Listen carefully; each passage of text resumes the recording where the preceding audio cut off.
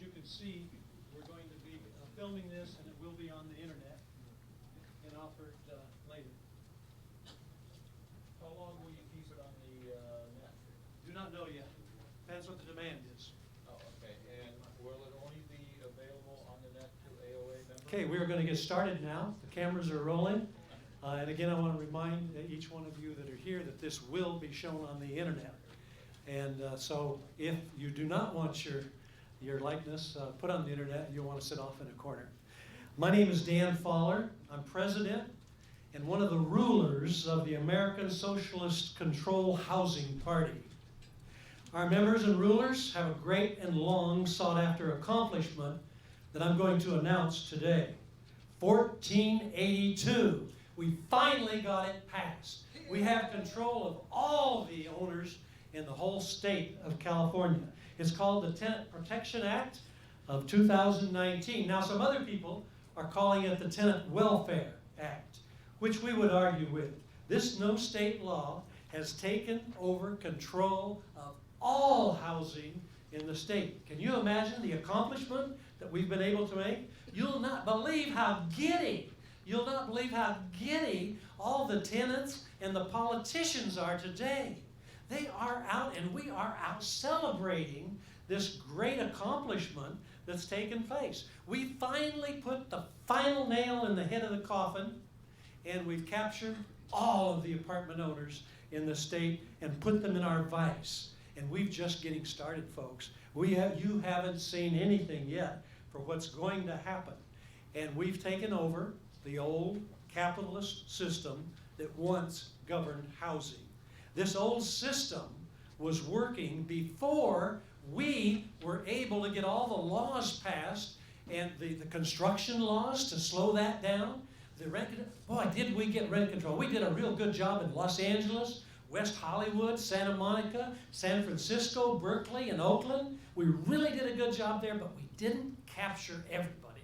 And so now we've been able to do that. They're in the vice, and all we have to do is keep screwing it down and keep going to the politicians and yelling for more and more, what do they call it? It's tenant welfare. More and more welfare for us. But now we have them in there, and we're ready to go with it and get things done and get this rent down to zero. Can you imagine the celebration that we'll have? Folks, that's what's going on today. My name is Dan Fowler. I'm president of the Apartment Owners Association of California. We're one of the largest individually organized groups of apartment owners, dues-paying apartment owners in the state. We have a magazine that goes to more apartment owners monthly than any other publication in the United States that I'm aware of. If you know of another publication, please send me a copy. We'd like to contact them and work together with them. It's a sad day, isn't it, when they pass this kind of rent control. I was talking to an owner a couple days ago, and the owner was telling me how wonderful her tenants were. There have been some recommendations that we raise the rent or that we evict some of these people so that we can get a fair price for our property that we've all sacrificed and worked so hard to get. She was telling me how nice they are. I said, are they really nice? There's a percent that really are. But if the politician were to come to your renter and say, if you'll vote for me, I'll get your rent cut in half, would they vote for him? Oh, yeah. They're just as guilty as the politician who passes the law. Just as guilty. So you have a group of tenants, not all your tenants, not all of them, but you have a group of tenants out there that are after your property. And they're doing a darn good job of it. And this bill kind of backs up what they've been able to do. I was talking to my son, Jeff, this morning, and I said, hey, this is just like being back in China, isn't it? He had spent quite a few years in and out of that country. And he says, they don't have rent control in China. They don't have rent control? We're worse than a communist nation? Our politicians have passed a law that way? Wow. I don't know what to say about it. That we're worse than that communist country there. We have some bills coming up. I want to tell you about those bills. Number one, the AIDS Foundation is again collecting signatures to put a ballot initiative on the ballot for 2020 to make it statewide worse than what the statewide that you're going to hear about today. And they're going to put that on the ballot and try to get that passed. The tenants are going to be working for it. Number two thing being on the ballot is to Prop 13. They're going after your property taxes. The politicians want more of your money too. It's not just the tenants that want your money. The politicians want to get more of your money. And so Prop 13 is going to be attacked on the ballot. Now that's going to be only for commercial property. So many of you say, oh, I'm glad they're not going to tax my apartment. And that's exactly why they're going to do it. Because you sit back and say, oh, it's not me, so I don't have to do anything about it. And there's some well-known stories about other countries where people did that and where certain groups were really crucified as a result of the other people sitting back, and eventually those people got crucified also. And they got torn up and put in camps and the whole bit because they sat back. And I want to encourage each of you here today, don't sit back, get involved. Do you know that the majority of you didn't even donate $100 to fight Prop 10? You didn't even, oh, well, I'll let somebody else do it. You kept the money in your pocket. Folks, I want to encourage every one of you and challenge you to donate to the AOA Political Action Committee at least $100 a year plus $10 a unit. It's your obligation to stop these guys from taking more and more of our property and taking that vice and just screwing it down tighter and tighter. Their eventual goal, now I won't be here when that happens, but their eventual goal for your kids or your grandkids is to take that property away from you and to have the state own it. That's the long-term goal of the type of people who think this way. And if they think this way, then that's the way they think. They're not going to be changing at all. Our speaker today, our next speaker coming up today, is a well-known eviction attorney who's in the newspaper today, in fact, about his advice. He's going to be giving you that advice today. He's a monthly contributor to the AOA magazine. He has a legal question and answer session that'll keep you up to date on the laws and how it changes. And changes are already taking effect right now being written up for those of you who have property in Los Angeles City, for some of you who have property in Los Angeles City. And we're asking you to join that magazine. Alone is worth the $79 a year of membership that you pay AOA. Also, you want to use the tenant screening that we have. It's the best tenant screening that you'll be able to find. One of the best, certainly. Also, sadly, some of you today are going to make a decision to sell your building and get out of this market. I'm not going to ask you to put your hands up, but some of you are going to make that decision. If you do make the decision, you want to call your association office first. In the brokerage division, we can give you an evaluation of your building and let you know what it's worth so that you'll know what to go on the market with your building if you decide to do that. I know this last couple of years I've built buildings. I provide housing, built close to 50 units.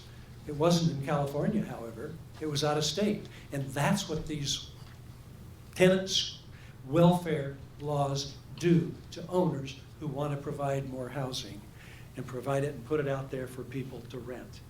Our speaker is also has a radio program. In addition to his column, he co-hosts the Landlord Radio podcast show. And today he's going to be educating us on what this tenant welfare program is all about, what it does to you, and what he would do for some of you to be able to find a loophole and get out of this building. It's a real pleasure and it's a real privilege for me to introduce to you, let's give him a big hand, Mr. Dennis Block. Thank you for being with us today. Thank you. What a great message Dan tells. You didn't think he was serious when he was talking up 1482, did you? In any event, yes, my name is Dennis Block. 42 years ago, I started a law practice. It has now grown to 19 attorneys. 19 attorneys.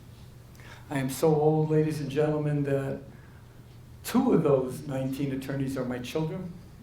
They were battling in court, at least one was battling in court today. And I know the burning question that everybody has when they see me speak, knowing that this is my 42nd year in practice. And of course, the burning question is, how the hell do I look so good? How's that possible, right? But the truth is, I wake up at 3 every morning. I am at the gym at 3:30. I roll into the office at about 5:15. That's even earlier than Dan rolls into the office. Am I right? And I actually start taking phone calls. So everybody here, I'm going to give you the secret. If you want to just talk to me and not have to wait even one moment, what you're going to do, and this is a secret just for the people in this room, is that you call my phone number, which is on our brochure, and as soon as the recording comes on, you hit my extension 101, you're going to get me immediately, just like that, with one small proviso. You can only use that extension between the hours of 6 to 8 a.m. 6 to 8 a.m. and only for the people in this room. And as you sit here, I am taking a mental note of everyone's face. And I'll also be listening to your voices to know that you are here today. So between the hours of 6 to 8, after 8, you got to wait till 9 and go through the switchboard. I'm there all day, but of course, if you call during the day, you might get to talk to me or some of the other attorneys. People know that as a benefit of the Apartment Owners Association, the premier apartment owners association in all of the United States, that as a member you can call our office. There is no charge. You'll get to talk to an attorney. If you call early, you'll get to talk to me. And I'm sure anybody in this room called me and got me on the phone, or one of my associates. So please feel free to call the office. Again, you don't have to be a client. Anybody can call as long as you're a member of the apartment associations. If you do go to our website, you'll see all of our video podcasts that I have. You'll see our legal issues on the law. So please make yourself available to that. But we've got a problem as we start this. And for the last couple of years, me and Dan, we were running around the state giving lectures to defeat Proposition 10. Because by defeating Proposition 10, we weren't going to have rent control. And we all worked hard. Maybe you didn't give as much money to the political PAC that you should have, but we did enough. And we actually defeated Proposition 10. In fact, not only defeated, it was defeated by 2/3 of the voters. 2/3. Can you imagine? So what the hell happened? Why all of a sudden now are we faced with statewide rent control? Newsom. Did the legislatures not know what the voters wanted? Did they not care? Certainly Newsom didn't care. But that's what we're stuck with now. We're stuck with statewide rent control. And as Dan correctly puts it, it really should be called tenant welfare, because that's what it is. It's tenant welfare. But let's think about welfare. In a social welfare situation, what you have is somebody with a need, a cancer, lost their husband, too many kids, tough times. Can happen to anybody. There has to be some social net to protect these people. And they have to demonstrate a need. And then they get compensated. They get help. And the help comes from all of us through our tax dollars. But when we're talking about tenant welfare, do you have to demonstrate a need to get welfare? No. Can you be driving a $100,000 Mercedes-Benz and still be in a rent-controlled apartment? Yes. Of course you can.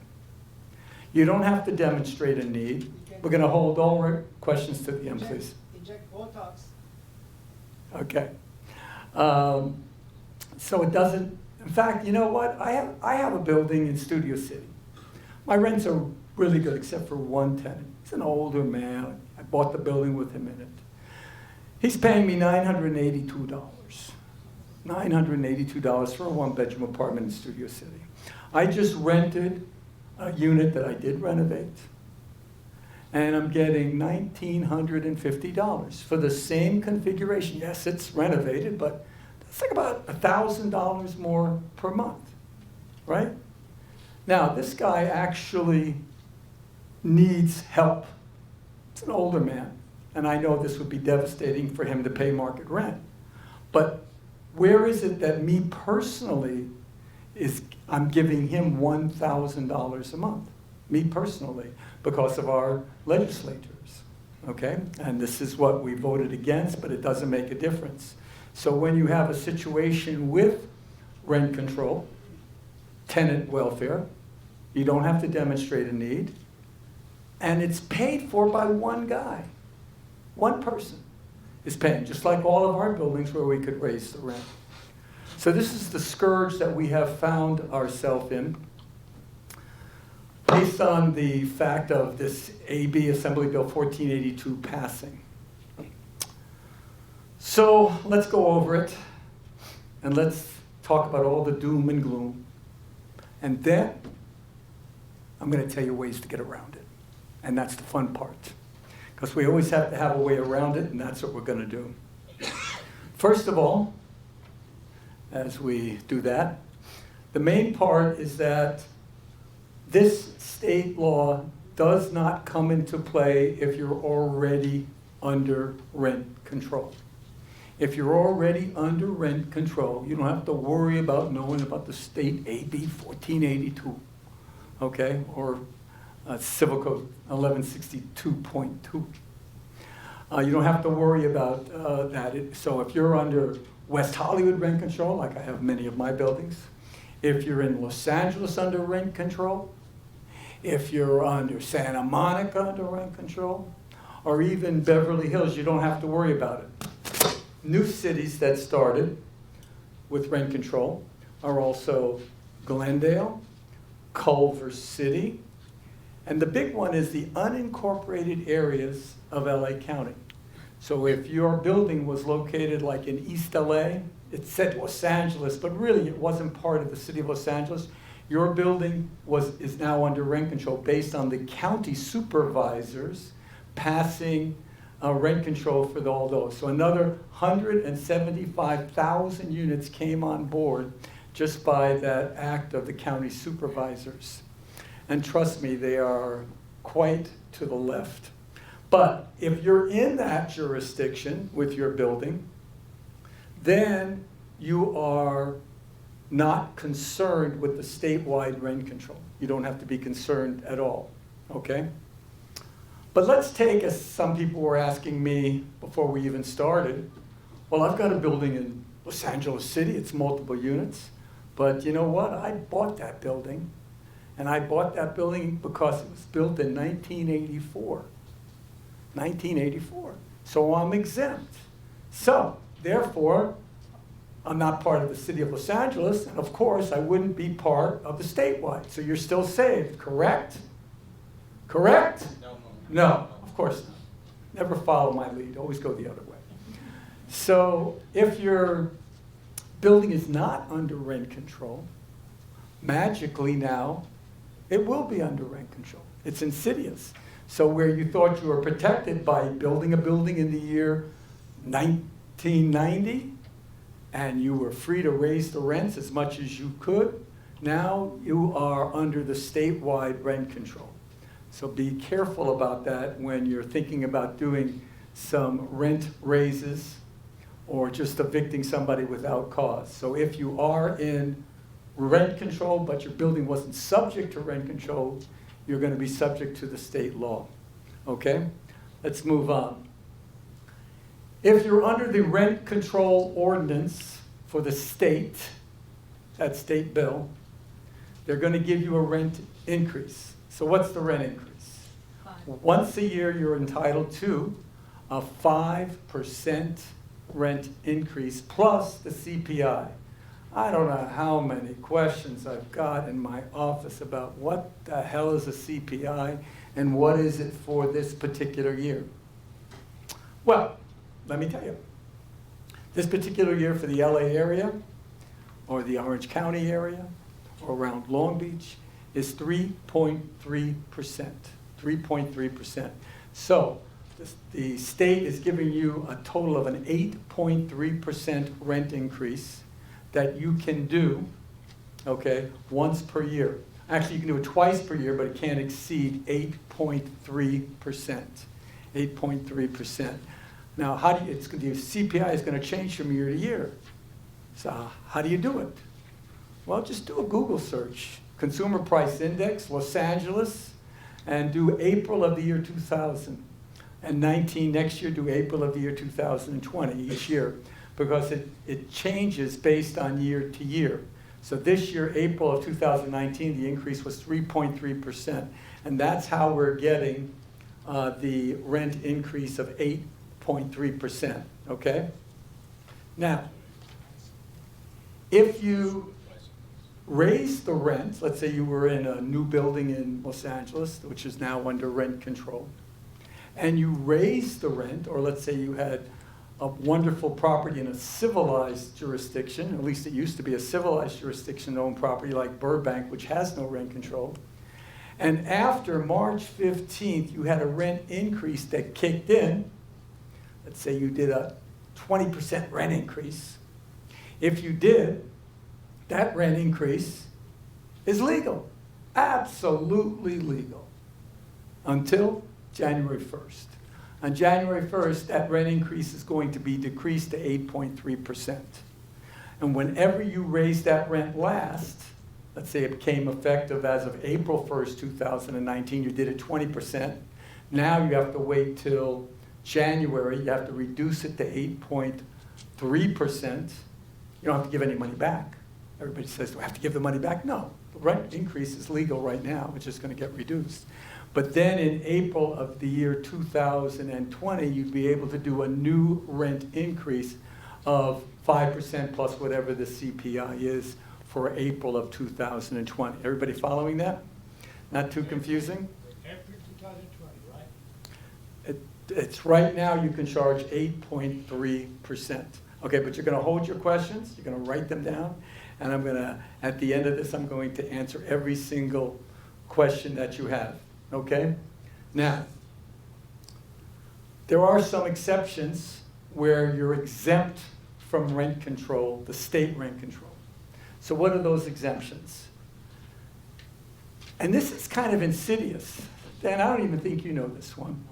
If your building had a certificate of occupancy that has been issued within the last 15 years, well, let's see, it's 2019, and I'm pretty good with math, so that means, oh, if a certificate of occupancy was issued in the year 2004 or later, I'm not under rent control. But you know, they did something very curious in the statute. They didn't say a certificate of occupancy issued as of January 1st, 2004.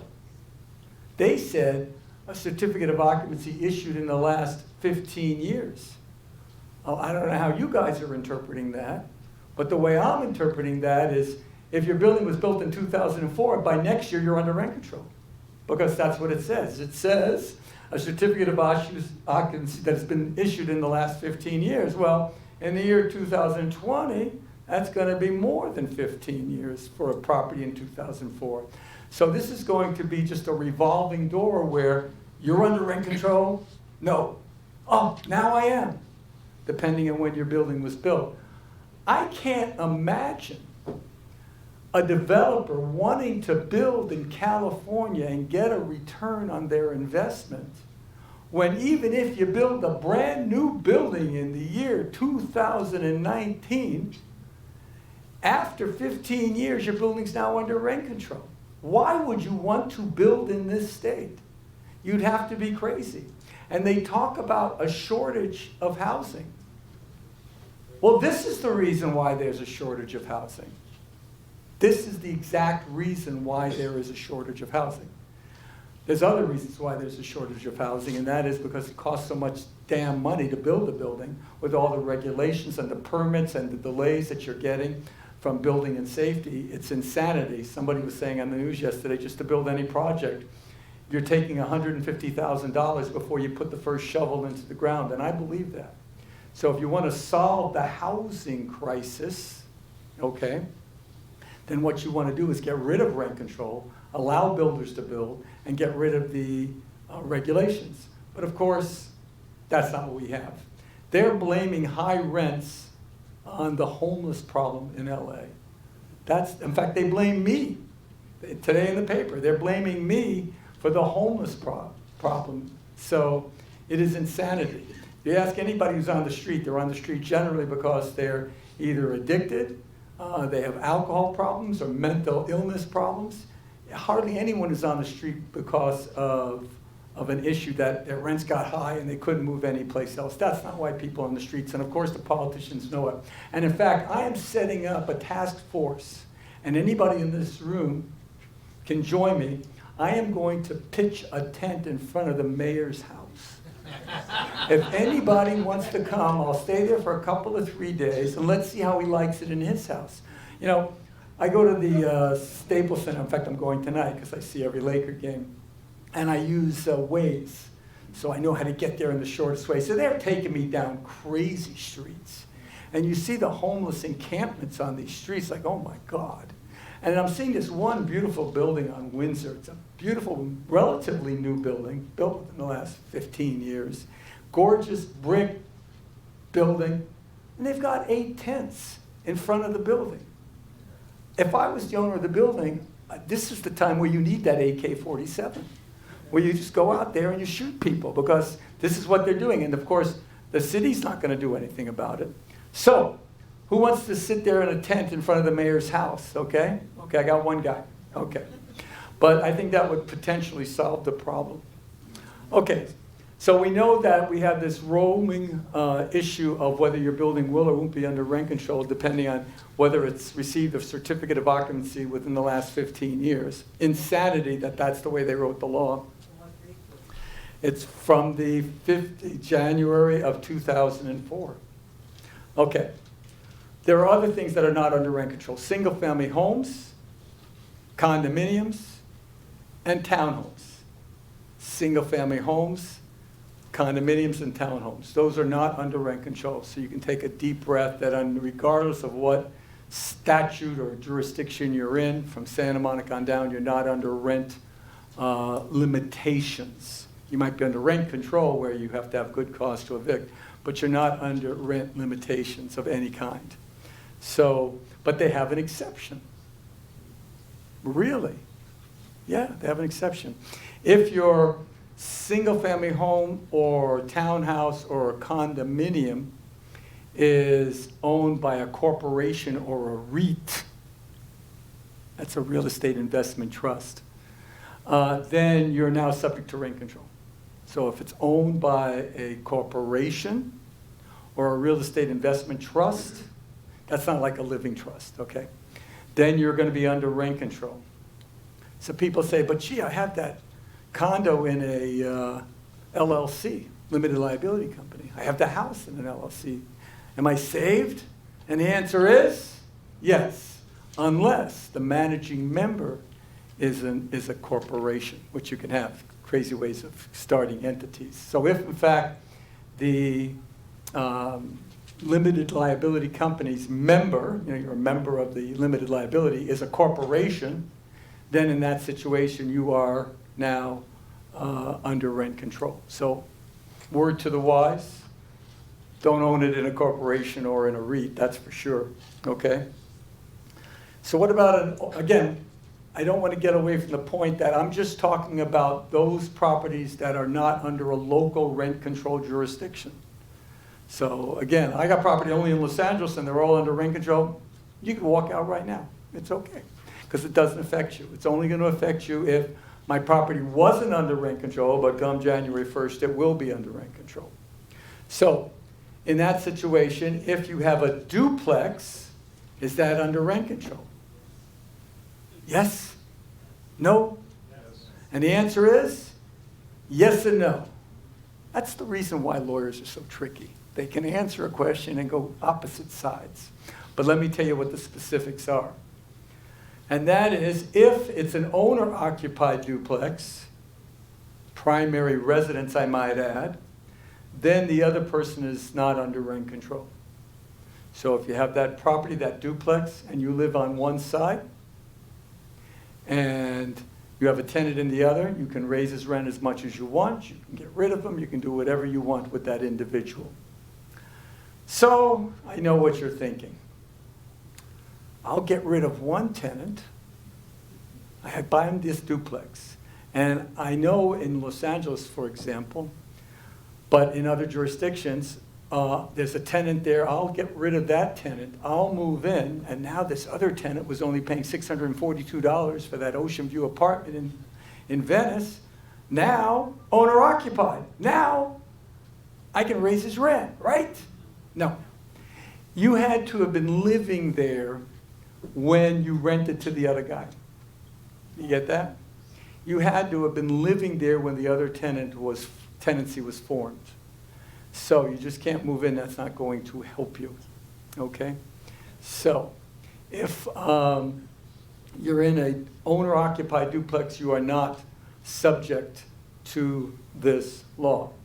Now, it's not coming up soon, but it will be coming up. If you rent out non-rent controlled property for the state of California, you're going to have a special paragraph in your rental agreement come July 1st, 2020. The Apartment Owners Association, which keeps up with all their forms, will be certainly putting that into their lease agreements. If you don't have it in their lease agreements, then somebody can make the argument that you're now under rent control, because that's a requirement. But it's only a requirement as of July 1st, 2020. It is not a requirement for existing tenancies. Okay, but you might as well get used to doing it, so come January 1st, even though it's July, put it in all your rental agreements, this wonderful paragraph that will be contained in the Apartment Owners Association lease. Okay? Let's move on. Okay, if you're going to create rent control, you got to do something else. If that's what you want to do, then you know you got to do something else, and that is you have to institute good cause to evict. Because otherwise you just evict the person. So they're not stupid. So you're going to have a statute saying what you need to do to evict a tenant. Okay? However, you're only going to need good cause to evict if the tenant has been there longer than 1 year. If the tenant has been there longer than 1 year, then you do not have to worry about having good cause to evict. So everybody, when they rent out property now, when you're going to be renting out property that's going to be effective to the statewide rent control, everybody rents out property by 1 year leases. That's just the normal thing to do, correct? Not anymore. We're not going to do that. Either we're going to rent it out by month to month, or we're going to rent it out by a 6-month lease. 6-month lease. Because you see, if the tenant hasn't been there longer than 1 year, then you don't need cause to evict. And that's where we are. We will not need cause to evict if they've been there longer than 1 year.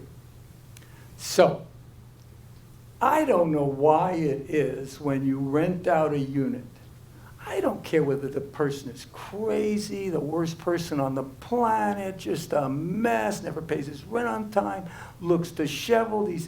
But when they rent out the unit, why is it that they look great? They're so nice. Let me hold the door open for you. Let me get this for you. Oh, I don't mind that it's a little dusty. Everything looks beautiful. You seem like such a nice person, right? And you can't wait to rent out the place to this person. And as soon as the ink is dried on that lease, it's like a till of the Hun. What the hell happened? There's a crack in the wall plate? What? I saw a spider outside the window? What? There's an ant? I don't care about your aunt. I don't care about your uncles. What do you want from me? What's happening to you? You've changed your chameleon nature. So that's why you don't want to rent it out on a 1 year lease under this statewide rent control. Because if you rent it out under a 1 year lease, okay, then you're going to have good cause to evict. Hey, I've been there 1 year. It's 1 year and 1 day. Now you can't just throw me out. But you see, if you rent it out either by month to month or a 6-month lease, you get to see how this person is. It's kind of like a trial marriage. You know, you take the girl home, you see how she is. Did it work in the first 6 months? Did it? No? Then you're finished, okay? So Do it for only 6 months, because then you can see their true colors. However, I think these people, if they're crazy, they probably can't keep together for a whole year. They can do it during the screening process, but they're probably going to show their true colors. So one of the things that you should do is never, if you're under statewide rent control, rent it out for a year. Rent it out month to month, or rent it out for 6 months, so that at the end of the 6 months, you know what, me and you, we're not getting along. So here's a notice. So you're going to serve a 60-day notice, and then after that notice expires, you're going to do what? Call me. Why do you think I'm here? Why do you think my number's on the bottom of the paragraphs? We can't ask questions until the end, so please write down your questions. Okay? There's also, again, you're going to need to put in that special phrase in your rental agreement dealing with the fact that this is a non-rent controlled property. But for the ones that are, again, just a 6-month lease, so you'll be able to get rid of them if you don't like them, okay? And it's not just a matter of paying rent. A lot of it has to do with the attitude. Maybe these people will pay their rent on time, but you dislike them for other reasons, okay? All right, now, but if they've been there for a year, and by the way, there's another exception. If another tenant joins the tenancy within that first year, then you get 2 years, okay, before good cause jumps in, okay? So if I've rented to tenant A in the first year, and then around the 9th month, hey, can I bring in tenant B? You might want to say yes to that, because now the time is extended to 2 years before good cause creeps in, okay? So you'd be able to get rid of them without cause for the first 2 years, based on the way this statute is working. Let's move on. Okay, reasons to evict. Okay, I'm stuck with rent control. It's already January 1st, 2020. Look at all these rent control tenants that I have here. What am I going to do to get rid of them? Well, there are a bunch of reasons. First one is non-payment of rent. Well, that's true in any jurisdiction. If the tenant doesn't pay the rent, serve him with a 3-day notice. The 3 days comes and goes. If he moves, that's great. If he pays, that's great. But if he doesn't, then obviously you'll call my office and we'll start an eviction for you. If we do evict a tenant, obviously you're not subject to rent limitations for that tenant coming in. What other reasons can you evict under the new state statute? And that would be a breach under the rental agreement. Let's pretend that the rental agreement says no pets, and he brings in a small Shetland pony. In that situation, you would be able to serve a notice to perform or quit. And again, all these forms are on the association's website, free to you as members of this wonderful and prestigious organization. Serve that 3-day notice, and if in fact they don't comply within the 3 days, then you got them. Now, what if they do an alteration? That would also be, the rental agreement states no alterations of the premises without the landlord's written consent. That's in every rental agreement. I just did one of those cases today. The guy mounted security cameras on the exterior of the property. You know, it's a multi-unit. He puts his own cameras up. So we are serving a notice to perform or quit to remove those cameras. Sometimes they put up those pesky little satellite dishes. It's okay for a satellite dish to be on your own patio or shoot it out your own window, but you can't put it on the rooftop and you can't put it on the exterior of the building unless they get your written permission per your rental agreement. So that would be another way to evict. A lot of times they'll bring in extra people. They bring in extra people again. It would be a notice to perform or quit. So that's the breach of the rental agreement. So I'll get this client. They say to me, Dennis, I'm dying under rent control. I know if I evict a tenant, I'll be able to raise the rent to market level. And he's doing something tremendously wrong. I go, what is he doing? He goes, he's got an extra person there. I go, great. Do you have a rental agreement? Yeah. And who does it say? He says, only one person. He's got 2 people. I go, perfect. Let's start the case. And then every client says the same thing to me. How am I going to prove it? I go, what? How am I going to prove it? I go, let me ask you a question. You're standing on a corner minding your own business. And a car goes through a red light, smashes into another car. You saw the whole thing. Person runs up to you and says, "Hey, did you see what happened?" You go, "Yeah, the guy went through a red light." Does somebody walk up to you and say, "How are you going to prove it?" No, you have eyes. So you don't need cameras, though it's not bad. Just the fact that, hey, I know what this guy looks like. He's there every day. I see him coming and going. I see him in the morning leaving. I see him coming home at night. I know he drives a yellow Camaro and it's parked. You know, everybody here, you want to know something? Everybody's here, their car's right outside, right? So wherever you are, I know your car is there, unless you're taking it in for service. My car's right outside. So that's another way to determine that someone is actually living there, correct? So that is a wonderful way to evict, either under LA Rent Control Ordinance or West Hollywood or Santa Monica or under the new state. So a breach of the rental agreement. Another thing that you can evict for under the state statute, obviously, would make sense if they're committing nuisance, waste. You know what waste is? Waste is like when you're chopping down the tree in front because you didn't like it, or you're just knocking holes into the wall. That would be considered waste. Criminal activity, like, I don't know, you had a small methamphetamine lab in the living room. You know, fun stuff that these tenants do. Or using the premises for an unlawful purpose. That's the guys who's making his daily tamales and tacos and selling it on the street, and the whole building smells like grease, has grease on the floors, and infested with cockroaches.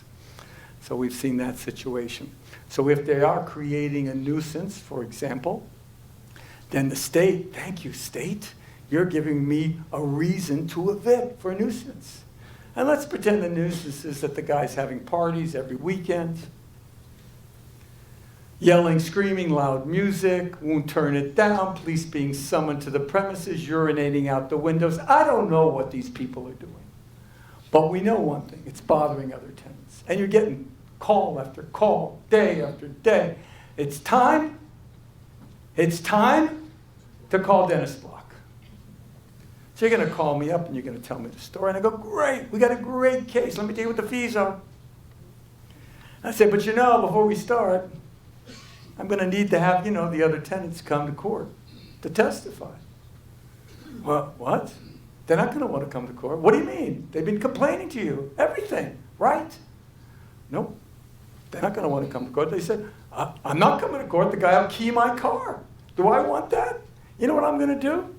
I'm going to move. Because I don't need to deal with this idiot. So what does that mean? That means the good guys leave and the bad guys stay, right? So that's the problem when you create these good cause laws, okay? Now again, at least with the state, you get a 1 year to see if they're doing good or not. But if they're already going to be under, they're already existing tenants, you're somewhat stuck with them at this point. So how do you deal with that situation? Well, hopefully you can get some people to come to court and your manager. And then what you're going to do is you're going to do a little trick. As you know, lawyers are tricky. That's why we're lawyers. They taught us that in the first year. You have to be tricky. So what are we going to do? Say, listen, I don't need you to come to court, Mr. Tenant. I know he's bothering you. But this is what I want you to do. Just write a letter. That's it.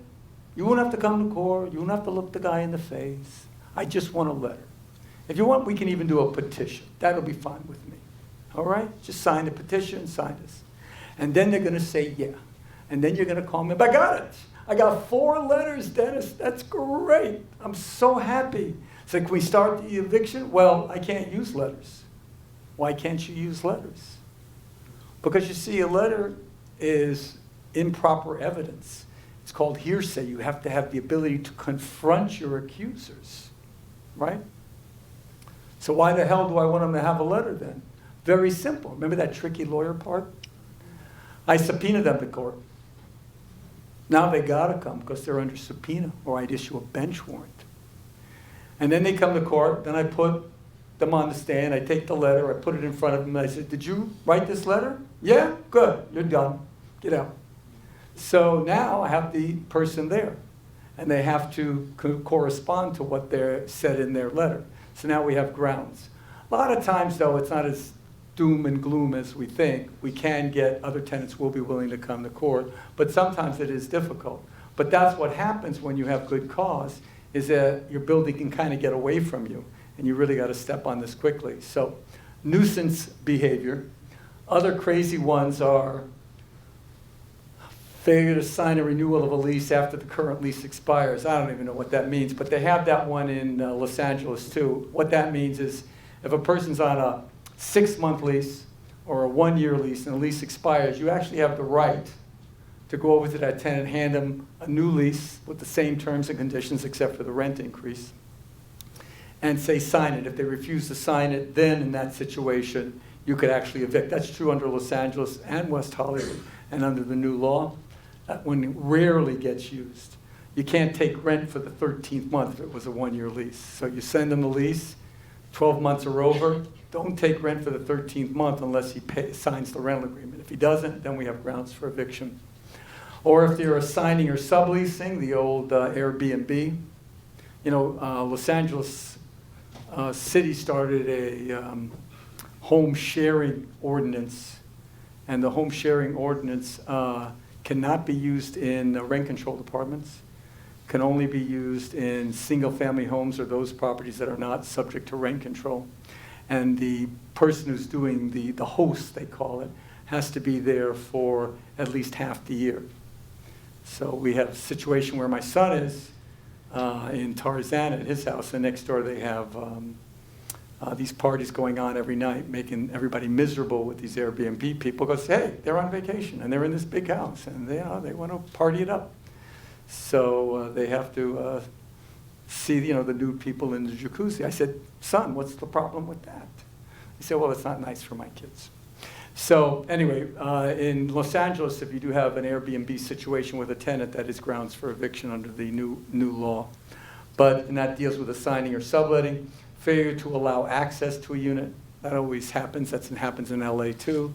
They claim that things are wrong with the premises, and then of course, they won't let you in to fix it because they're trying to make a case for eviction that you're not doing what you're supposed to be doing. But these are the grounds for eviction. Also, if the tenant fails to vacate after signing an agreement, you could do a voluntary vacate agreement. Hey, I'll give you $5,000 if you move. This is under the state. And if you take the money and sign the agreement, I don't know, call me silly, you got to move.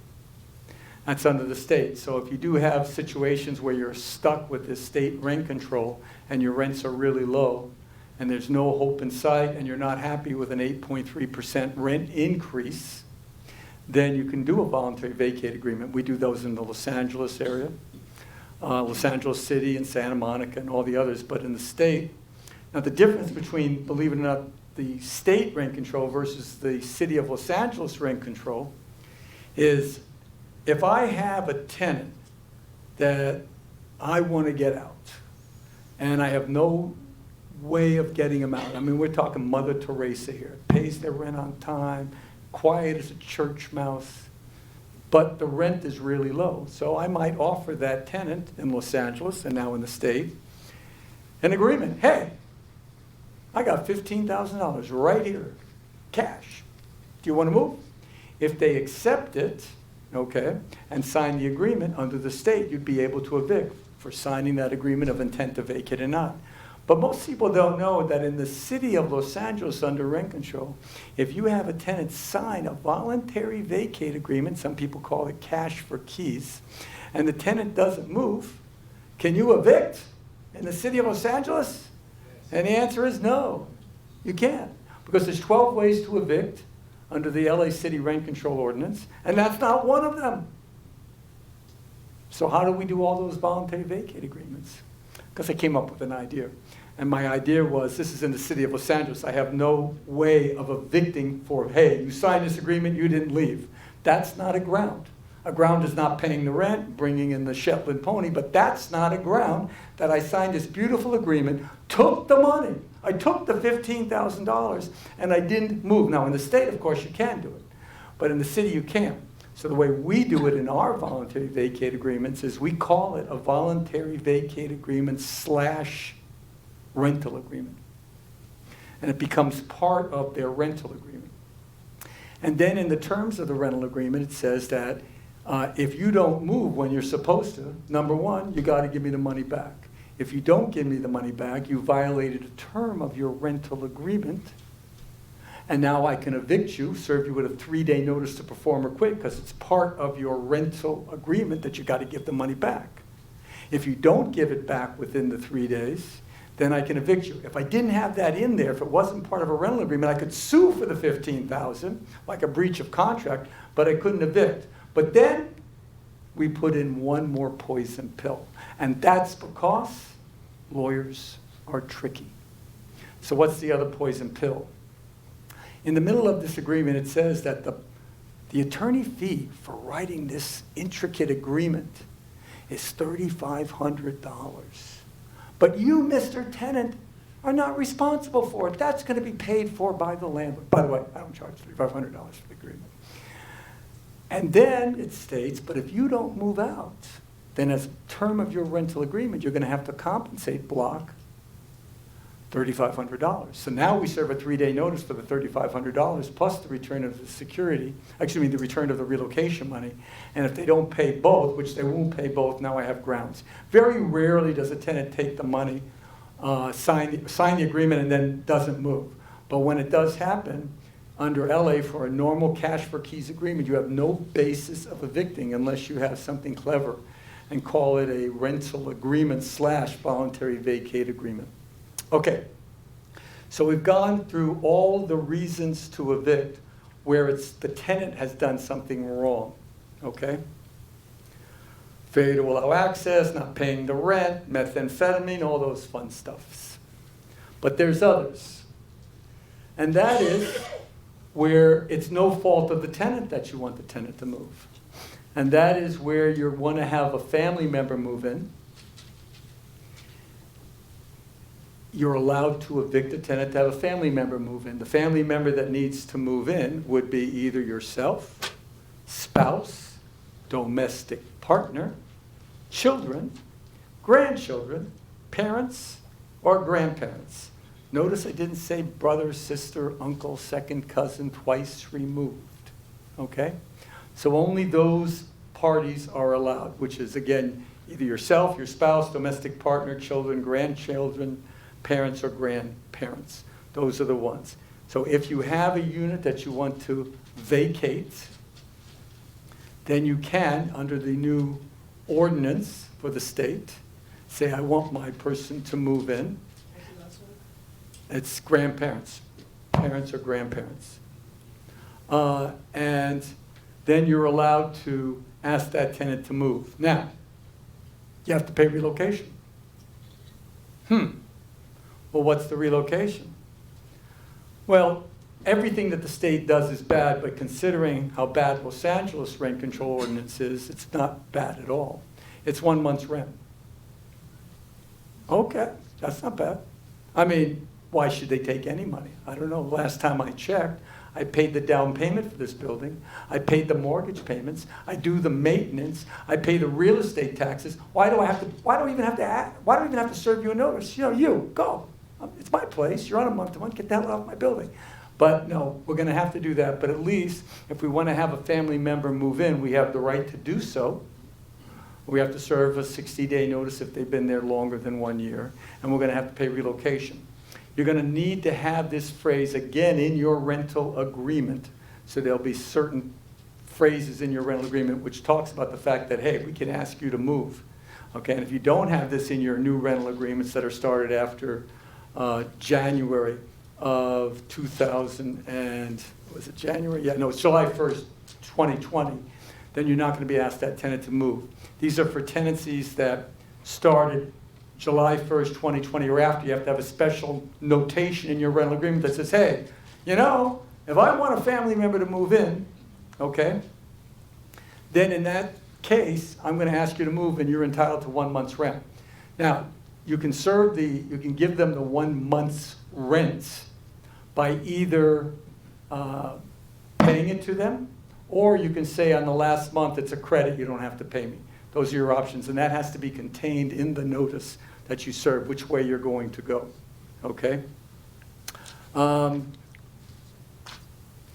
You can also withdraw a unit from rental housing use. That means you're permanently withdrawing it. Usually that would be in a situation where you're going to be developing the property, you're going to be bulldozing the property, and you're going to put up those 8 units with the subterranean parking, okay? So you're going to knock down this duplex. In that situation, you have the right to do so. Again, you'd have to serve a 60-day notice for the state. At least that's the way I'm interpreting it, but it might change on us based on when the final things are interpreted by courts. And you're going to have to pay that relocation money. Again, the relocation money is 1 month's rent. Also, if you get a governmental order that you have to stop renting this unit, for example, that it's an illegal unit, then again, you can serve the tenant with a notice, and again, you're going to have to credit 1 month's rent or give them 1 month's rent to get out. Okay, so that's all the doom and gloom. It's a very sad state of economy. So what the hell can we do to get around it? Call Dennis Block. Call Dennis Block. Thank you so much. That's my dad over there. No, I'm just kidding. Okay, ways to survive. I am getting slammed in the LA Times because of the advice that I'm going to give you right the hell now. And I'm encouraging everybody to do it. And you can tell them that Dennis Block, that mean, grubby landlord. Now, first they called me the prominent landlord. Then they called me the rich landlord. And what else? I don't know what they've been calling me. But they've been slamming me in the Times. But the first thing is, everybody who has property that will become under rent control as of January 1st, I have now freed you. You are not a slave anymore. Because all you have to do, and we only have 15 more days, and that is we need to serve a 60-day notice to vacate on our tenants. So remember, our property is not under rent control. So let's take a look at Burbank. Burbank's not under rent control. And I've got a tenant there that's paying $642. And I was a nice person. And I never raised the rent. But now, because the persons were nice and I didn't care, and I'm happy, but I know what's going to happen in a few years. My kids are going to inherit this building. And then they're going to say, what the hell did you do, Dad? You left me a building with 640, that doesn't even pay for the utilities. Are you out of your mind? How could you? So now I'm starting to feel sorry for my children, who all they want is everything that I own. That's it. These grubby little kids. So they're there. And right now, wait a second. It's more than 60 days till January 1st, so I'll just raise the rent. I can raise the rent in Burbank, right? Right now I can. But as I told you, if you raise the rent, and it's legal, come January 1st, they're going to knock it back to only an 8.3% rent increase. So that doesn't help you. So what does help you? What helps you is to kick them out. Serve a 60-day notice. You can serve a 60-day notice. They'll have to be out prior to December 31st. They'll have to be out prior to December 31st. We've been serving these up like hotcakes. And do you have to feel guilty like what the LA Times said about me? And the answer is no. Did we create this problem? No. Did our legislature create this problem? And the answer is, of course they did. They're the ones who did this to us, okay? So if you have a tenant that's in a non-rent controlled area that will become rent controlled, so if we're talking about Manhattan Beach, Redondo Beach, you name the city, okay? If it's not under rent control now, you can serve a 60-day notice. If you serve a 60-day notice, that tenant will have to move prior to January 1st. And then you can have market rent for the new tenant coming in. Is that tenant going to be under rent control? The answer is yes. But at least your rents are at market level. Now, I have a lot of property in West Hollywood. They have abusive rent control there, right? I mean, they give you 0.5%. I think this year they actually gave us 3%. Wow. It's the first year. But I don't care. I'm getting $3,500 for a 2-bedroom apartment. You know, my rents are as high as they can be. So I don't care. If your rents are at market value, you don't care. I mean, you care, but you don't care. So this is one thing you can do right now. Tell all your friends. Tell all your relations. Tell all your investment buddies and tell yourself, right now, you got about 15 days to serve a notice to terminate. Okay? Because as long as it's over it's going to expire prior to December 31st, then in that situation, you will be able to evict the tenant and you'll be able to get a new tenant in there. So this is your lifeline right now. You heard it from me. Tell everybody. So then the city of Los Angeles got cute. And they specifically mentioned me at their city council.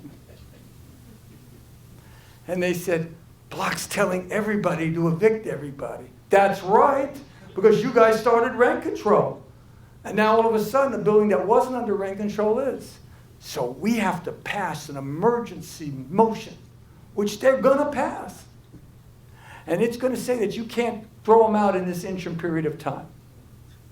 So I did a tweet, and I said, what a bunch of grandstanding idiots. And why did I say that? So that they would audit me for my city tax. That's why I said it. Oh, no, they've already done that 3 times already. I got that down real good now. No. So they're doing that, and why did I say it's grandstanding? Because it's really not going to affect anybody. It would only affect those few landlords that have a building in the city of Los Angeles. I don't care about Redondo Beach, Manhattan Beach, or Lancaster or Ventura. It's only the people who have a building in the city of Los Angeles where your building was constructed after October 1978 and prior to February 1st, 1995. If it's within that range, then you're screwed. If they pass this, which they are going to pass, then my advice to you of serving a 60-day notice is not going to work.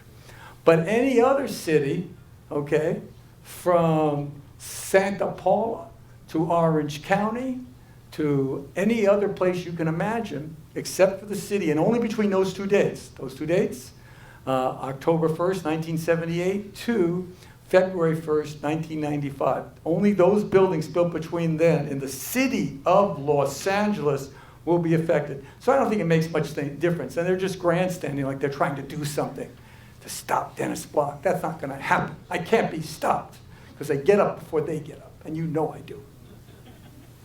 Okay, so that's the first thing. Tell everybody if you're in a situation where you have property in an apartment building in Lancaster, Palmdale, I don't care. Right now you have an option. Look, if you have nice tenants and you're happy with an 8.3% rent increase, I'm happy with that. That's fine. You know, my rents weren't that low. Then don't do anything. You don't have to evict somebody. But if you're going to catch the ire of your children with that $642 apartment, and then they're going to be yelling at you from the gravesite. Reminds me of a story of a woman and a daughter were walking through a cemetery, and they pass a gravestone, and it says, "Here lies an honest man and a great attorney." And the little daughter looks at the mother and says, "Did they bury 2 people in this grave?" That's how much they hate us, especially the city council. Okay. I already talked about the second way is make sure that you lease units for 6 months or month to month. So this way you can do a little taste testing of your tenant to make sure that they are nice. And if they're not, you have a window of opportunity to evict. The next thing that you can do is this is again, you're under state rent control. We're not talking the city of Los Angeles or Beverly Hills or West Hollywood or Santa Monica. Look up. San Francisco and Oakland. You can do substantial renovation. If you're doing substantial renovation, you pay the tenant 1 month's rent and then you can redo the unit. Now, they actually had a definition of substantial renovation, and it requires replacement or modification of any structural, electrical, plumbing, or mechanical systems. It's going to require that you have a building permit, and it's going to require that the work would necessitate at least 30 days worth of time. I don't know about you, but anytime I have to renovate a unit, I have to get a building permit, and if I didn't, I'd get one now, and make it substantial and make the project longer. So it's only 1 month's rent, plus you're probably going to do a bunch of work anyway, right? Because you want to get a bunch more money for the place. Because obviously, if the rent is very low, then you haven't done anything with the place. So they are giving you a crumb, and I mean a crumb, by allowing you to do substantial renovation. So that's another way around the state. So if you're caught with statewide rent control and your rents are really low, and the tenant is acting nice, not violating the contract, and paying his damn rent on time, well, why shouldn't he? It's so damn low. Then in that situation, you can do substantial renovation, get yourself a contractor, comply with the law, and then you are free. Have a nice brand new unit, and you can raise the rent to market value. Next thing I'm recommending now, based on the fact that every jurisdiction will now have rent control, is rent out your parking separately from the agreement. So let's pretend you want to get $1,500 for the apartment. So rent the apartment for $1,475 and do a separate parking agreement. I have one in the packet here. I'm sure the association has one, which allows you to rent the parking separately.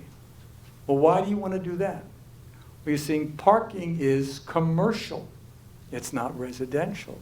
So if you're kind of stuck with this guy, you can always go up on the parking. I think I want $250 per month for parking.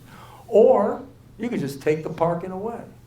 Here's a 30-day notice, and I mean only a 30, even regardless of how long he's there, and do it. It just gives you some more ammunition, okay? You could even do a rental agreement that says, rental is $1,500, no parking. And now here, I want you to sign this month-to-month parking agreement where the amount of rent per month is zero. Zero. So that's my rental agreement, or $1. As long as you have it separated, okay, now you are in control of the parking in your building, which means you can kind of control the tenant. Imagine him coming back from Costco with 400 pounds of groceries and stuff, and he's got to walk 2 miles. We're not playing fair here, because they don't play fair with us, okay? All right, so those are the things that I have determined that you should do with regard to the statewide rent control. I do want to touch on a couple of other items that are very important. In your rental agreement, and the AOA is the best rental agreement on the planet, make sure that you do have these terms in your rental agreement, or you should do a 30-day change of terms of tenancy, which you can get from my website. But again, if you use the AOA rental agreement, these are there. And that is that all repair requests must be in writing. All repair requests must be in writing.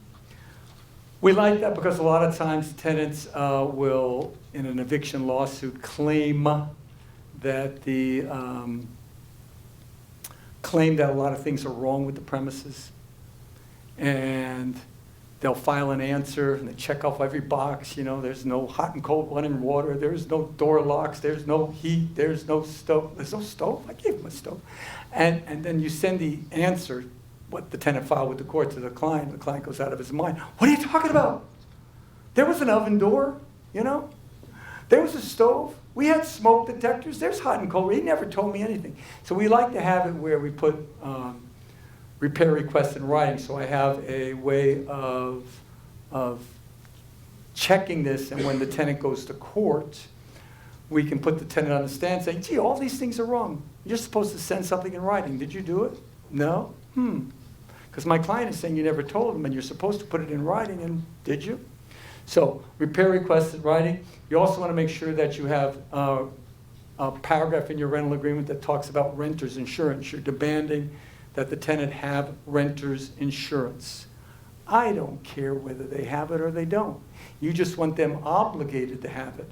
And the reason for that is, if in fact there's a flood in the unit through no fault of the tenant, and I don't know why this happens, but every time there's a flood in a unit, there's always a $10,000 Persian rug that gets destroyed. I don't know why that is. It's almost like that same Persian rug goes from apartment to apartment. Hey, you got a damaged Persian rug? I need one immediately. And then, of course, the tenant's going to want to sue you for the damage. It's not his fault. Under the law, technically, you're not responsible, because you can only be responsible under the laws if you have a contract that says, I'm going to take care of your personal property in case of damage, and of course there isn't. Or if you're negligent, like you ran over somebody's foot in a traffic accident, that's negligence. But how are you negligent when a pipe breaks? You didn't know a pipe was going to break. You know how you know when your roof leaks? When it rains, right? Oh my God, my roof is leaking, right? So technically, you're really not responsible for his personal property. But if you have in your rental agreement where the tenant has to have renter's insurance, it's going to specifically have a paragraph, as the association lease does, that says, if anything happens to your personal property, I am indemnified that you can only seek compensation from your insurance company. So it just saves a lot of lawsuits back and forth from your tenants. But there's one more important reason why you want to have renter's insurance, because you want to have a term in that renter's insurance requirement in your rental agreement that says that if you're temporarily displaced, you have to take care of your own relocation expenses. So let's pretend this apartment is flooded. He's going to be out of the unit, right? Or let's pretend that you have to tent the building for termites. Oh my God. And you have to walk over to the tenant and say, hey, I'm sorry, but you got to get out. We're tenting the whole building. And the guy goes, well, okay, I'll leave, no problem. But you know, I need a place to stay. And if you're like my daughter, she's an attorney at the office. She doesn't stay at any place. She stays at the Ritz-Carlton. Maybe the Four Seasons, okay? And when she's out in this Four Seasons, she has no way of doing her laundry, so you have to now pay for dry cleaning. And my daughter likes to get massages at noon, so you're going to have to pay for the Ritz-Carlton massage at noon, right? But you see, in our rental agreement, what we're going to put is that if we're temporarily displaced, your renter's insurance policy has to cover all that. Your lodging, your food, your medical situations, your massages, we don't care, just as long as you don't do that. So you need to have that phrase in your rental agreement. You also need to have Can you repeat that phrase again? it's basically where you're stating that the tenant is required to maintain renter's insurance. The renter's insurance will cover losses to his personal property regardless of how it was damaged. And that if the tenant has to relocate, that his relocation expenses would be borne by that insurance policy. And someone called me just today and said, you know, where do I get insurance that will cover for temporary relocation? I didn't see that in any of the policies. My position is, I don't care. I just want it in that you have to have an insurance policy that covers that. So this way you can't come back and sue me. Also, you want to make sure that there's a limitation of attorney's fees in your rental agreement. Most rental agreements say that if you're the prevailing party in a lawsuit, then you get reasonable attorney's fees. That's a terrible position to have in a rental agreement. It's certainly not in the association rental agreement. You want to limit it to $500 because, God forbid, if you lose the case, these attorneys are going to state that on the other side that it costs $20,000. And you're going to be responsible for $20,000 in attorney's fees unless there's a limitation. If you win, you could get $20,000 too in the form of a piece of paper called a judgment. Doesn't necessarily mean you're going to collect, but against you guys, they're going to collect. So we want to make sure that your rental agreement does have that limitation on attorney's fees, and of course the association does have that. Last but not least, when you buy a building, if you have an existing tenant, there's a trick that tenants' attorneys are doing that is causing us to lose cases. So I'm warning everybody now. When you buy a building, you have to do a written change of ownership. And in that written change of ownership to your tenants, you have to tell the tenant who's the owner, a name of a person who to contact, a phone number of a person who to contact, an address where to contact, and it has to be a physical address. You can't do a P.O. box. You have to have a specific address where they can come and serve you with a notice, or they can come and serve you with a lawsuit. Now, I have a lot of clients, they say, but I don't want my tenants to know where I live. Then you don't have to give them your address. You could give them your brother's address. You don't like him anyway, right? It's kind of a dead audience. You're supposed to laugh on that one, okay? So, in any event, you want to make sure that you have an address and where rent is to be paid. Well, that makes sense. It could be a rent collection box on the property. It could be a bank with your account number. Give them the address of the bank within 5 miles of it, and you have to have a phone number. This is mandatory. We're losing cases because you buy a building 10 years ago. There was a tenant there 15 years ago. For 10 years, the guy came to your house, paid you to rent, knew your address, gave you Christmas presents, okay? And now, 15 years later, you serve a 3-day notice and he doesn't pay. They're using this saying, did you serve an owner's letter? No, but he's been coming to me for the last 10 years with my phone number. He knows my phone number, he's called me, he has my address, he's been 10 years. And the judges are interpreting this code, stating that if you didn't serve that letter, you cannot demand rent. So, if you have tenants right now where you bought the building and you didn't do a letter that has all of those criteria, do it now. You can just say, just updating my contact information if you don't want to embarrass yourself. Updated contact information, give them the same stuff. So this way you are in compliance with the law, okay? You can do email for, well, no, you can do, it has to be a physical address where they can contact you, okay? Can you email that? No, it has to be in writing. It has to be in writing. I want to leave you with one story before we take questions, and I will stay here until I have to go to the Laker game tonight. Because I have not one, but 2 Patron margaritas waiting for me at the bar. So here's the story, and the story deals with a landlord, a very philanthropic landlord who's walking on the beach. And as he's walking on the beach, he sees a bottle buried in the sand. Then he picks it up and he rubs it, and out comes a magic genie who's been trapped in this bottle for thousands and thousands of years. She is so happy. She says, I'm going to grant you one wish, and one wish only. Being a very philanthropic landlord, he says, okay, I wish for world peace. She looks at him and says, you know, there's about 6 billion people in the world. It's kind of a tall order. Maybe you could give me something else. He goes, okay, I wish for a cure for cancer. She looks at him and she says, you know, the human body is somewhat intricate, and this might be above my skill level. Give me one more. Whatever it is, I will take care of it. He goes, okay, I'm a landlord, and I want to do away with rent control. She looks at him and she says, let's go back to that world peace one. Anyway, thank you very much. If you got any questions, we're going to have Dan hold the mic here. You guys can come up. I hope you learned a lot about the statewide rent control and how to get around it. And if you see anything bad in the LA Times about me, What you do, you it's form a true. line right over here. We'll take you as in line. If you want to get in line, and we'll answer all the questions. Step forward a little bit of the mic, you're right behind the mic, right there. There we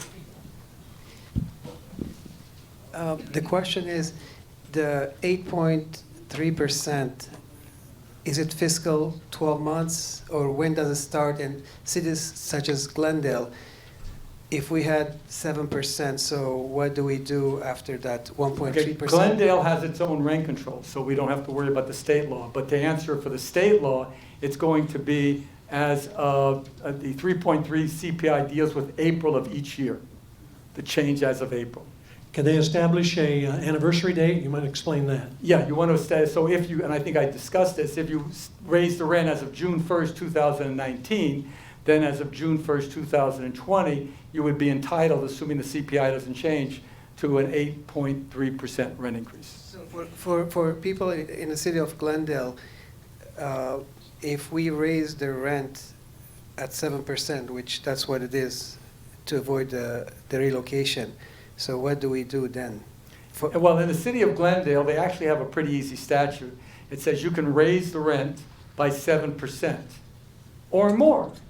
But if you raise it more than 7%, then you have to offer the tenant relocation. The relocation is a complicated formula, which you almost have to call up the city of Glendale, but it's basically 2 months' rent plus $1,000. We're not talking about the Glendale relocation thing.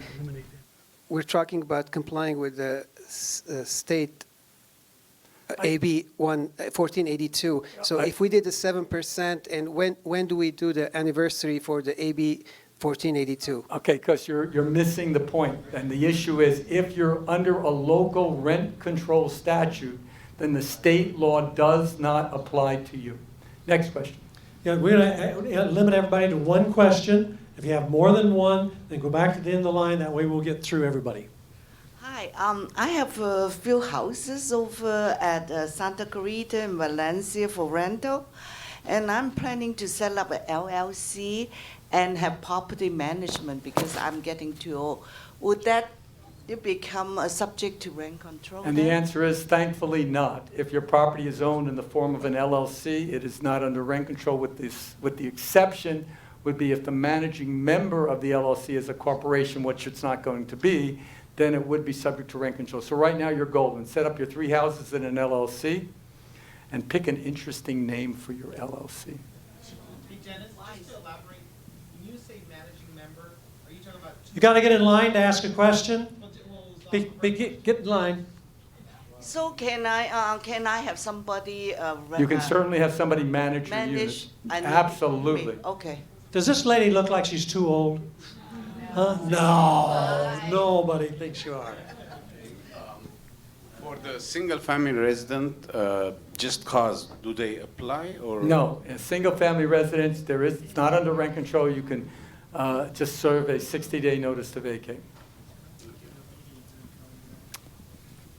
Hi, I believe I heard something, obviously not in your seminar, but just in the ramblings, that there was going to be mandatory Section 8. Is that part of Yes, it? that is state law now, that you can't reject an applicant merely because he's a Section 8 applicant.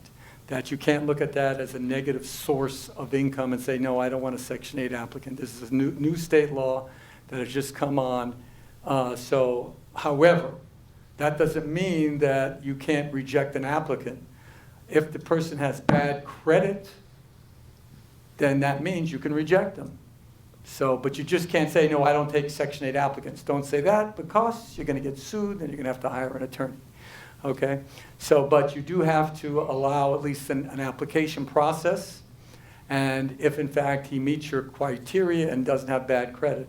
But in most situations, call me silly, these people don't have the greatest of credit. And you can certainly have criteria of rejecting an applicant based on bad credit. Another way to do that, AOA gives with a tenant screening an A, B, C, D, and F grading. You can say my building accepts only the B rated, and you could do better screening that way. In fact, I have that form, the A, B, C, D, F form, in the packet. Okay, it's a good way to do it. If you're going to serve a 60-day termination notice by certified mail, should you use a return request card? I say not.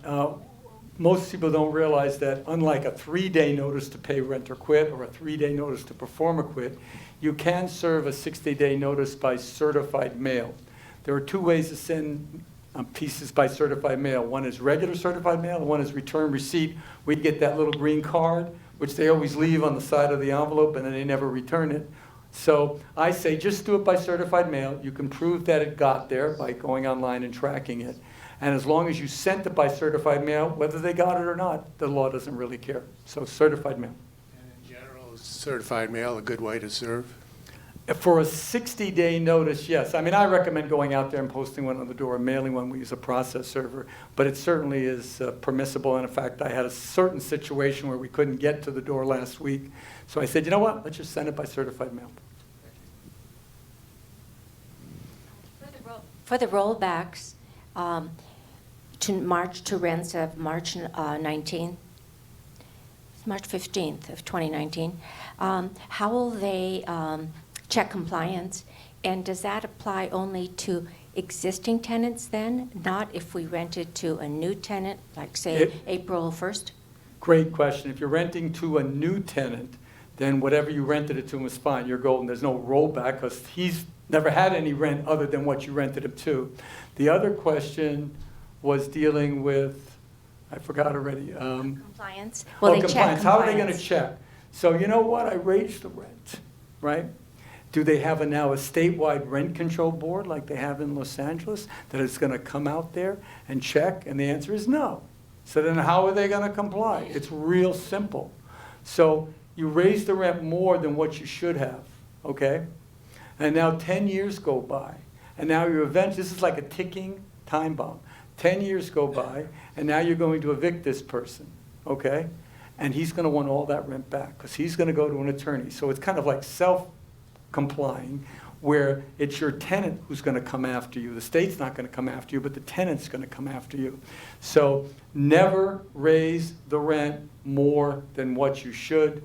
Never round up. If it's $2,499.99, don't go to $2,500. That will ruin your eviction case and force you to maybe get back a bunch of money. Could all that extra rent also incur a penalty? It doesn't incur a penalty under the state law, but again, it's like a ticking time bomb where you might have to give this money back in years. So it's not worth it. If in fact you're under the law, comply with the law, I got to give all the money back except for the up to 8.3%. Come forward a little bit. There you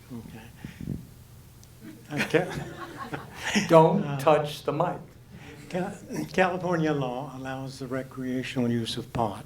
However, federal law does not. And I just learned that one of my tenants has a son who is smoking pot with some of his friends. So I sent my tenant an addendum that addresses criminal activity being a reason for breaching the rental agreement. However, she has not responded, and if she doesn't sign, would that be a legitimate reason to issue a 60-day notice to vacate? Where is your property located? Azusa, California. Azusa. Is it a house or an apartment? It's a house. Single-family home? There are 5 little houses on the property. Okay. And they're separate, have their own yards. Yeah, so number one, you can't just issue a 60-day notice under the new rule, okay? So you're going to have good cause to evict. The fact that they're in compliance with the state law but not, quote, in compliance with the federal law, that is not going to be a ground. So anybody can recreationally smoke marijuana in this state if they want to. However, you're not allowed to smoke, cigarettes are legal, and you're not allowed to smoke them on an airplane. You're not allowed to smoke them in this building or in a restaurant. And you're not allowed to smoke because it's going to bother other tenants. So if other tenants are being bothered by that, it's not that I'm telling you anything about the law and you smoking, because what if he's smoking cigarettes? What difference does it make? It's all smoke is a carcinogen. So what you do is you want to send this tenant a letter saying, you're bothering, if assuming they are, you're bothering other tenants and you're creating a nuisance. So I don't care where you smoke, just don't smoke in a place where you're not bothering other tenants. Your good cause is a nuisance. By new law, you recommended that effective January 1st, we get 6 months instead of first year. First of all, why not 9 months? And second of all, is it still for termination? Should we give them 60 days notice by new law or still 30 days before 1 year? Okay, if the tenants live there longer than 1 year, you'd have to serve a 60, assuming you could. So the reason why I say 6 months, I don't want to get it close. If I do 90, if you rent it out, let's pretend on February 1st, 2020. I rent it out by a 6-month lease. If after that period of time I don't like them, I could issue a 30-day notice. If I do a 9 months, I've got a couple of months to swing. So I just think it's better to either do a month-to-month now or to do a 6-month lease. So I've got a few more months to decide. Okay, still 30 days. It would be a 30-day notice because that tenant who moved in the year February 2020 is not been there longer than 1 year. Because once they're there for a year, you know what happens. You have to have good cause. Thank you. My question is about renter's insurance. I was in court yesterday and I was told that the judge is going to judge against me because the tenant, we had a flood and he was claiming $5,000. I went to mediation. She told me if you go in front of the judge, you're responsible.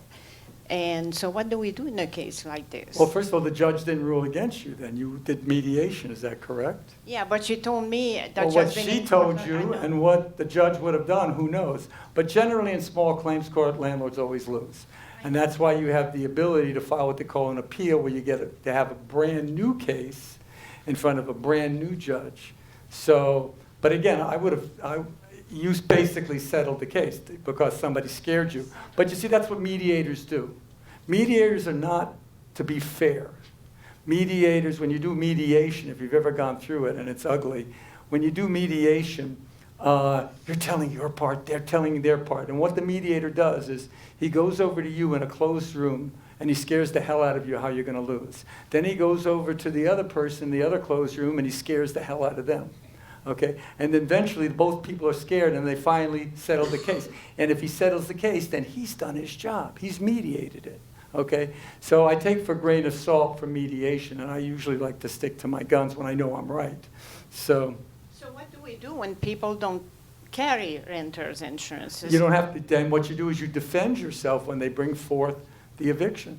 When they bring forth a small claims court against you, defend yourself, go in front of a judge, tell the judge the law. Tell the judge, look, I went to the Dennis Block seminar, and I'm sure the judge will say, oh, I use them for all my evictions. And he says, yes, and he said, I'm not responsible. So. But what do you do when the tenant refuses to take insurance? But you don't care that the tenant refuses to take insurance. You only care that if he tries to sue you, that you have a defense for that lawsuit, that you should have gotten it, but you didn't.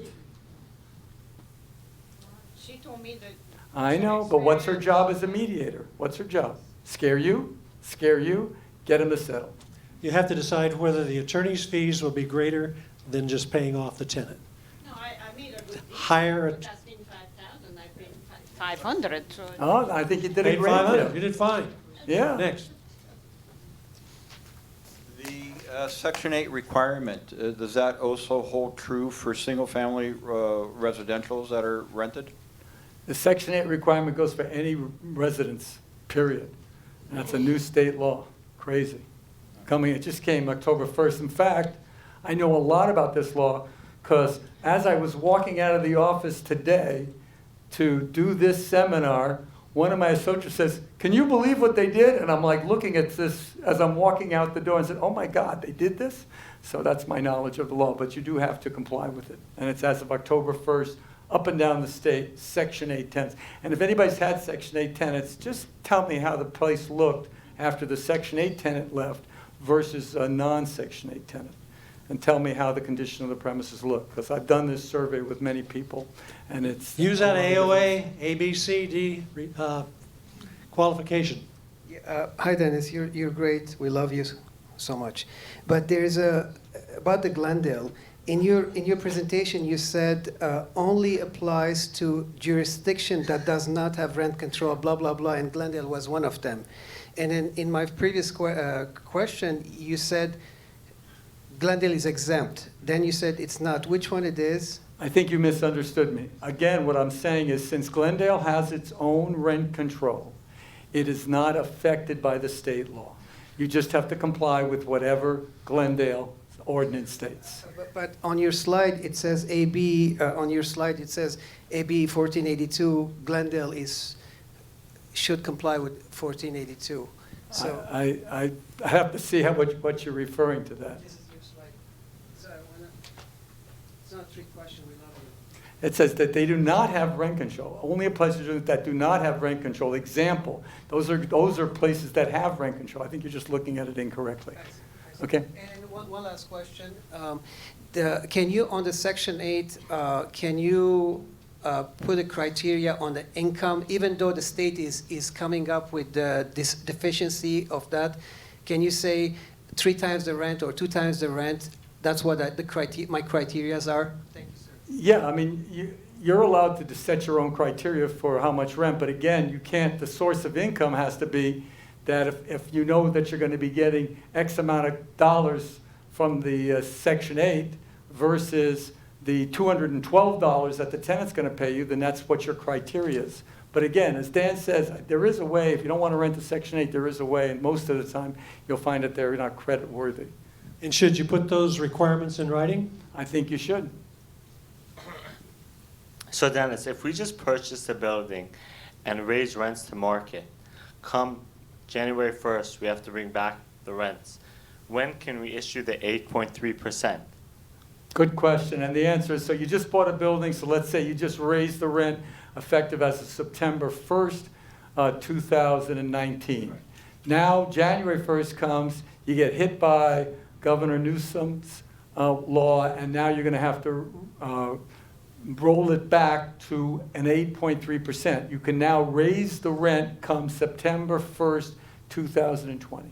So I have to go back to the March 2019 rent for that 6 months or 8 months? It's whatever the rent was on March 15th, 2019, plus 8.3%. So right now you raised it 30%. Well, that's great. Well, now you're going to have to, on January 1st, roll it back to just an 8.3% rent increase. And then come September of 2020, you'll be able to get another potentially 8.3%. Oh, so I have like 7 months to do 8.3, and then come September, I get another 8.3%. Again, you've already raised the rent to 20%, so you're not going to get another raise. What you're going to get is a decrease come January 1st. Thank you. That CPI, that 8.3%, does that apply to all of the state, or are there certain areas that have a different CPI? Like up in San Francisco, the CPI is going to be much higher than it is in San Diego. It applies to the specific region where your property is located. So they came out with one for the Los Angeles, Orange County area, and it's 3.3%. But up north? I don't know what it is up north. So everybody needs to check to find out what yes. the CPI is in their Yes. area. Just do a Google for the area, and as of April of 2019, don't put in June risk because it rolls back to what the difference was as of April. Hi. In the city of Bellflower, I just raised the annual increase in July. So when it comes to next year, does that affect me? Did you raise it more than 8.3% in July of the year 2019? Probably not. Then you're fine. Then nothing's going to happen come January 1st. But if you had a person in that building where you could have raised it 40%, now would be the time to serve that 60-day notice to quit so that the people of the Los Angeles Times hate me more. No, how about if I did calculate it, 8.3, how about if 9.2? Then you're going to have to lower it to 8.3 come January 1st. Thank you very much. Hi, thank you. Couple little What questions. did we on tell you? Partridge. I don't know. We told you not to touch the mic. Okay. I didn't touch the pipe, I touched his hand. Anyway. Well, that's godlike. This is Father Time here.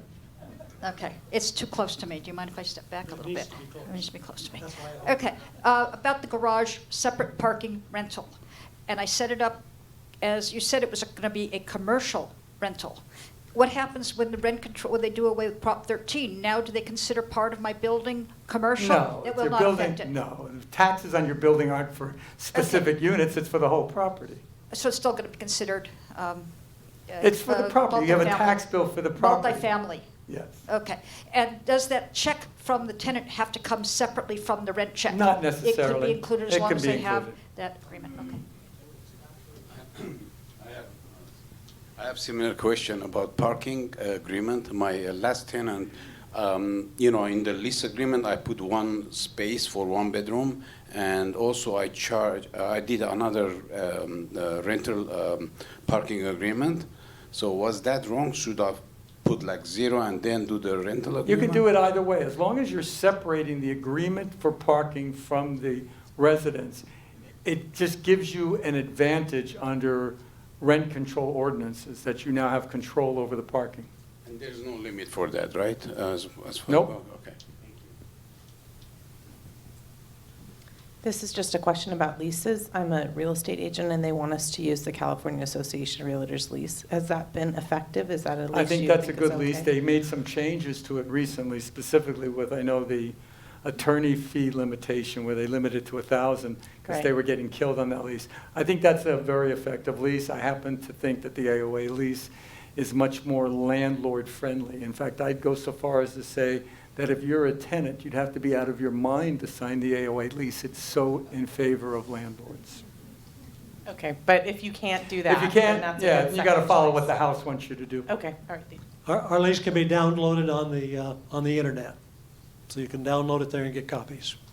Single-family residential, do I have to put in there that the property is not subject to rent control? Yes, you're going to have to put that phrase in there, and the association will have those forms. But no necessity to do so until July of 2020. But the forms will be updated at the association.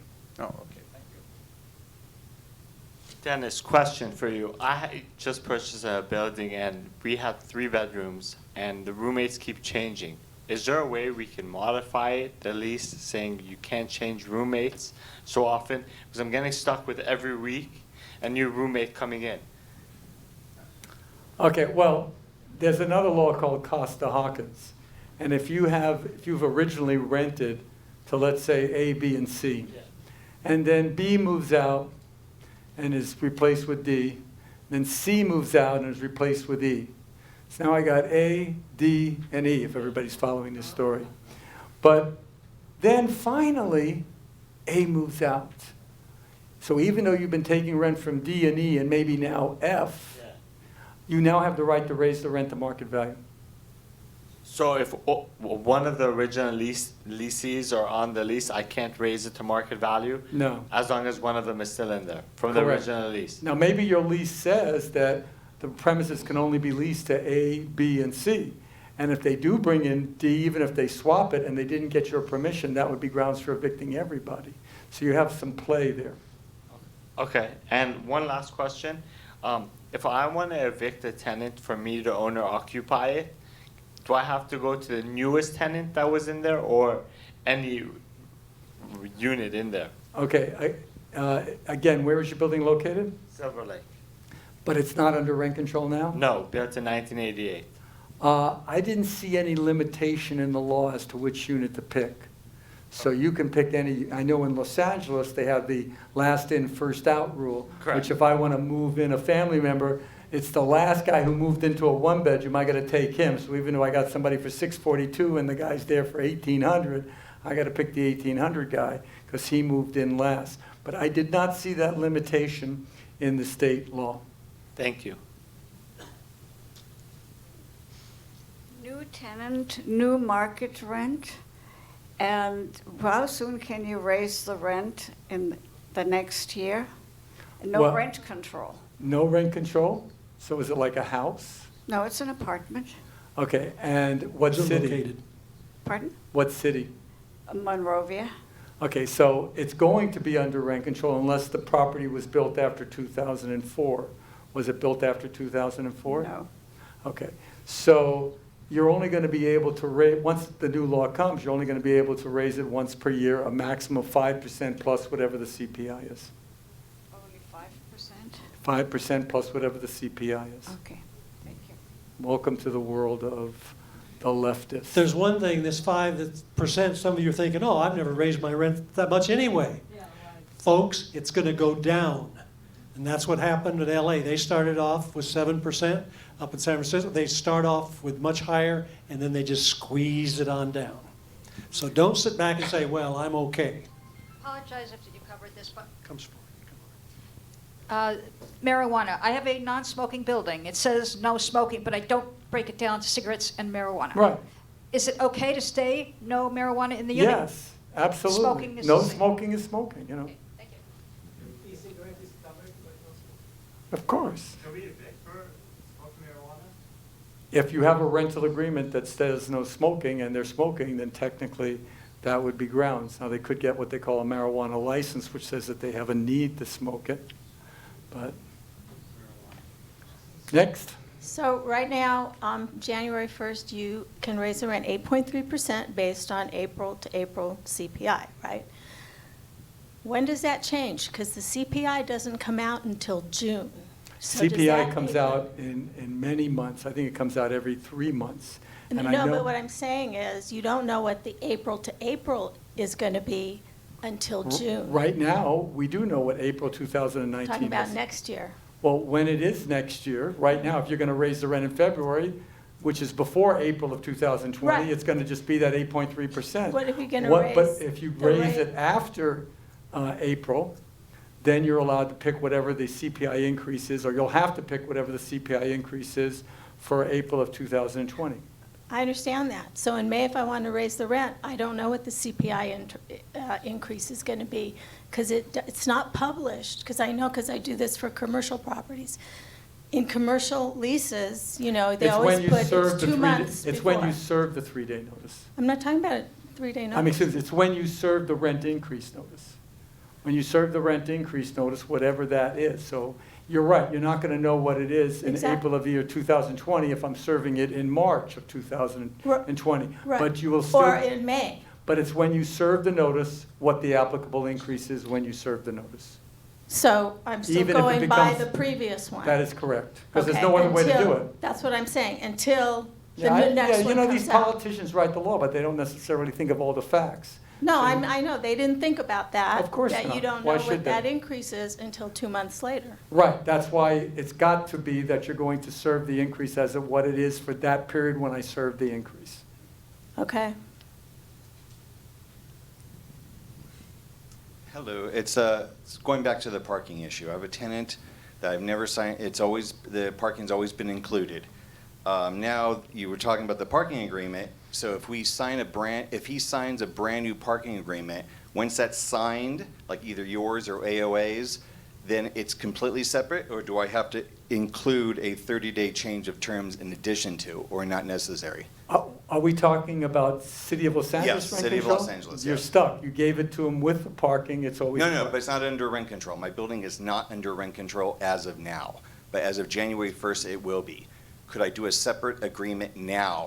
And the answer to that is, I don't think so. I think, and this is again, it would be up to the interpretation of the courts, but I'm going to think that they're going to say that that's an improper rent increase by trying to make it separate. But you just said you could do. Right, but you still, for example, and you're in the City of Los Angeles under rent control, even though I'm not raising your rent, I'm not allowed to take away your parking spot if it was included in the tenancy. Even though it's not under rent control? The building's not under rent You can now, but I think, and this is just a thought, I don't know what the courts are going to do with this, I think they're going to interpret that your tenancy came with the parking spot, so you're basically trying to get around an improper rent increase by deducting services.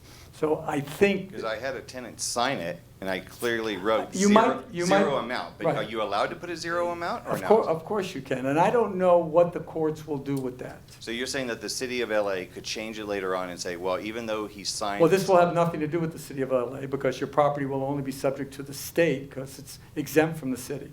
So your property will only be under the state law. So you're saying that the state then will say, no, it's not legal. Well, the state's not going to say anything, but you're going to get into court, Yeah. and then they might interpret that as an improper rent increase because you decrease services. Okay. But then when does this parking situation that you mentioned on your screen then, where would that fit in? When a new tenant moves in January. Oh, For new tenants, not new existing tenants. Oh, so you can't. I say when you lease out a property, rent out the RRS separately, not for existing tenants. I think there's a problem doing it. I think it's a dicey thing, and it might be interpreted that way, but they always interpret things against landlords, so. It does, but it doesn't hurt to let me see if they'll sign it anyways. I had one sign it, I'm waiting for another one to sign it. So if it works, it works. If they sign it, I think you're okay, but again, it could be challenged on the It could be basis. challenged later if I decide to raise them $100 and then they come back to me and say, Say, oh. wait a second, that was part of my original tenancy, and this was just a guise to illegally increase rent.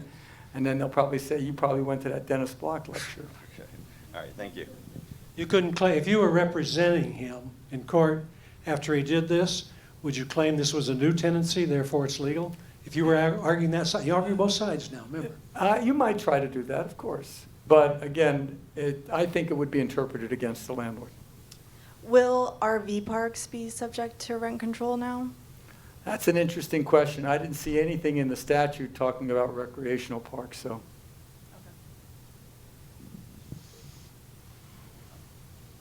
Again, single-family residential, lease for 3 years. At the end of the 3 years in the lease, it automatically converts to a month-to-month. Does that still allow me to raise the rent on a single-family residential? Yes, there are no limitations for rent increases for a single-family residence that's under a month-to-month concept. Two more, and then we're out of here. Even if I have even if I have a single family and a multifamily unit, the single family is separate, I could do what I want with it, or are they going to consider it all lumped together? Are they on the same property? No. Okay, no, your single-family Okay, is. here's my real question. Is this thing ever going to go? That wasn't a real That question, the wasn't a real first one? question. That was to add Didn't on you to think it was this. a real question? Nope. Oh. When is this thing ever going to go to the Supreme Court in California like in New York? I don't think it's going to, if it goes, it'll be upheld. It's just too much against. Why can't we do anything? Why can't people get together and try it? We'll wait and see what happens to the New York case. If they win in New York, then we know we'd have a good chance here. Some of you are not going to like me to say this, but if the Donald gets another appointment to the Supreme Court, okay, then it's time to go. It's time to go to the Supreme Court for a decision to get rid of rent control. I want to have another person on the Supreme Court. Well, you get a lot of time. If he gets it, we'll get rid of. We have a good chance of getting rid of the rent control. Is there a form that you suggest we use to decrease our rent increases that we gave? Is there like a HOA form? No, you just send them a letter saying under the new state law, I gave you a 25% rent increase.